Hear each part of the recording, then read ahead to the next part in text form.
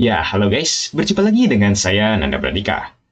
Control panel mungkin teman-teman sudah nggak asing gitu ya. Di Windows 10, bahkan Windows 11, Windows 7, Windows XP, itu semua masih ada control panel. Walaupun kita tahu sendiri lah, di Windows 10 dan Windows 11 itu sudah digantikan dengan settings gitu ya, kebanyakan untuk fungsinya gitu ya. Cuman control panel masih belum dihapus secara penuh dari Microsoft gitu ya, oleh Microsoft gitu ya, di Windows 10 maupun 11 gitu ya. Nah, kita di sini akan sedikit melihat gitu ya ke belakang gitu ya. Bagaimana sih control panel pertama kali ada di Windows?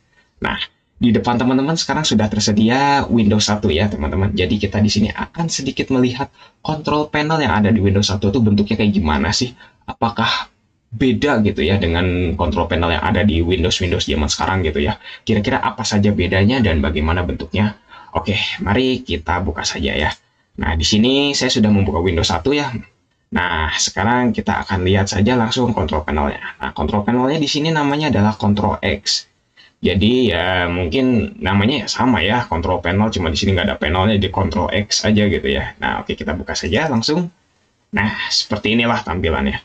Mungkin teman-teman agak bingung gitu ya ngelihat control panel di Windows 1 itu kok bentuknya kayak gini gitu ya, nggak kayak di Windows zaman sekarang gitu, banyak menunya, terus ada device, misalnya device and printer, ada sistem, ada security, ada lain sebagainya kayak gitu ya. Kalau di sini tampilannya simpel saja teman-teman. Pertama kali teman-teman lihat di control panel ini, tampilannya justru hanya ada jam, kursor blink, date, dan juga double click. Nah, di sini ya tentu sesuai dengan fungsinya, sesuai dengan namanya control panel. Fungsinya adalah untuk mengatur yang ada di Windows gitu ya. Nah, di sini time. Nah, kita di sini sebenarnya bisa mengubah waktunya nih, teman-teman. Kalau misalnya teman-teman mau mengubah waktunya ya dipersilahkan. Nah, di sini juga teman-teman bisa mengubah kursor blink kecepatannya gitu ya. Kalau misalnya kita fast, ya pasti akan lebih cepat untuk kursor blinknya. Tapi kalau misalnya kita lambat, pasti akan lambat gitu ya blinknya, clock clipnya gitu ya, seperti itu. Dan untuk date-nya di sini juga bisa diganti, mau tanggal berapa. Terus juga di sini double kliknya kecepatannya kayak gimana ya, mungkin teman-teman juga tahu gitu ya, tes. Nah, gitu misalnya untuk mengubah kecepatan dari double kliknya, seberapa cepat kita bisa double klik gitu, seperti itu. Nah, udah, menu dari awalnya hanya seperti ini saja gitu, nggak ada menu-menu pilihannya. Nah, teman-teman kalau misalnya ingin ke menu tampilan untuk pilihan-pilihan kustomisasi yang lain gitu ya, teman-teman harus ngelihat ke tiga menu ini yang ada di atas ini. Di sini hanya ada installation, setup, dan juga preference. Nah, di sini isi dari installationnya hanya ada add new printer, delete printer, add new font, dan juga delete font. Jadi hanya berhubungan dengan printer dan juga font saja gitu ya, teman-teman. Nah, di sini misalnya teman-teman ingin add new printer. Nah, misalnya kalau misalnya teman-teman menggunakan Windows 1 ya, mungkin teman-teman juga mengerti lah betapa repotnya gitu Windows 1 pada zaman itu gitu ya. Mungkin kalau zaman itu dianggap sudah ya udah praktis gitu ya, hanya tinggal pakai disket, terus apa sih disketnya itu adalah isinya adalah device atau driver dari printernya, tinggal kita colok dulu printernya, terus kita masukkan disketnya, terus kita install di sini gitu. Jadi kurang lebih ya kayak gitu ya, nggak kayak zaman sekarang mungkin tinggal download, atau bahkan di Windows 10, Windows 8 gitu ya, di Windows 11 sudah otomatis tinggal download sendiri gitu ya dari Windows Update. Nggak kayak gitu kalau zaman dulu, masih repot lah gitu, seperti itu. Terus juga di sini sama, di printer bisa nih, misalnya kan di sini saya sudah menginstal HP LaserJet gitu ya. Nah, di sini bisa tinggal delete aja, delete beres seperti itu.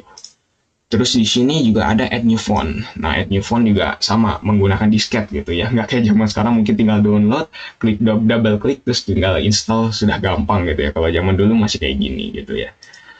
Jadi harus masih menggunakan disket. Terus di sini juga delete font juga sama. Nah, di sini tinggal kita pilih di font mana yang mau di delete, ya sudah jadi seperti itu. Ya itulah betapa kembali ke zaman dulu gitu ya, zaman old, di mana menggunakan disket semuanya gitu, seperti itu. Nah, terus selanjutnya ada setup. Nah, untuk setup di sini hanya ada connection printer dan juga communication port. Jadi berhubungan dengan mungkin koneksi LAN, terus juga koneksi printer juga, dan juga communication port bisa berupa I/O juga gitu, seperti itu. Nah, di sini connection juga ya, connectionnya juga hanya berhubungan dengan I/O teman-teman, seperti itu. Mungkin kalau teman-teman di sini apa namanya nge-install gitu ya, kalau misalnya pakai Windows 1 asli, menginstal di port apa, misalnya port serial atau di port paralel atau di port mana ya, port zaman dulu gitu ya. Nah di sini kita bisa atur gitu seperti itu.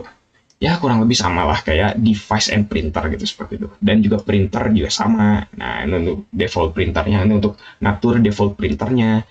Terus selanjutnya ada communication port. Nah communication portnya bisa dibilang COM1, COM2 gitu ya. Kalau mungkin kalau zaman sekarang pakai PCI gitu ya. Kalau zaman dulu kan masih pakai COM gitu ya. Jadi ya seperti inilah pengaturannya. Ada port COM1 atau COM2 nih. Kita punya ya COM1 atau COM2.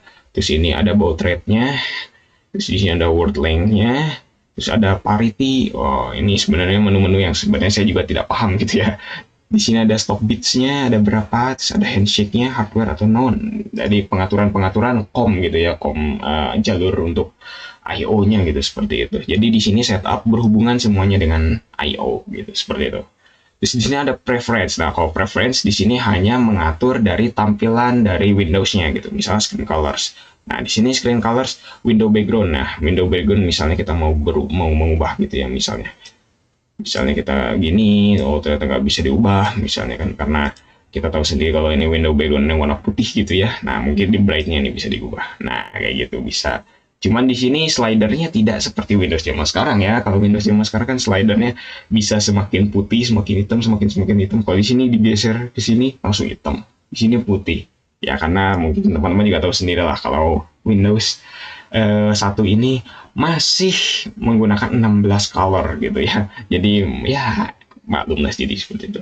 Untuk window text-nya bisa kita ubah, ini di sini jadi hitam atau putih, cuma gitu doang. Terus di sini color-nya ya mungkin bisa lah teman-teman. Di sini ada scroll bar. Ini kurang lebih mirip kayak inilah ya, kayak personalisasi kalau misalnya kita di Windows 10 ya terutama itu menggunakan high contrast. Nah, di situ teman-teman bisa diubah gitu ya, mungkin sesuai dengan selera gitu. Seperti itu. Nah, terus sama juga kayak di Windows zaman dulu, kalau misalnya teman-teman ingat dengan Windows klasik, tema Windows klasik, nah bisa diubah mirip kayak gini gitu. Kurang lebih kayak gitu. Ya, sudah teman-teman untuk kontrol panel dari Windows 1 ya seperti itu saja gitu tampilannya. Cukup sederhana dan ya bisa dibilang masih tetap powerful gitu, masih bisa dibilang masih sangat berguna gitu ya untuk pada zamannya gitu ya, karena Windows 1 kan fiturnya masih belum sebanyak zaman sekarang gitu ya. Terus zaman dulu juga masih belum ada internet gitu ya kalau ini gitu ya dari Windows 1. Karena zaman dulu kalau misal teman-teman ingin ke browser gitu ya, mungkin di Windows 1 masih belum ada browsernya, tapi di MS-DOS justru udah ada gitu ya. Justru teman-teman harus menggunakan aplikasi MS-DOS tersebut, namanya apa saya lupa lagi gitu ya. Nanti mungkin kapan-kapan akan kita review juga gitu ya untuk aplikasi browser dari MS-DOS itu. Oke, teman-teman, cukup sekian. Jangan lupa subscribe dan share video ini jika bermanfaat, bantu channel ini agar bisa berkembang. Saya Nanda Pradika. Oke, see you next time.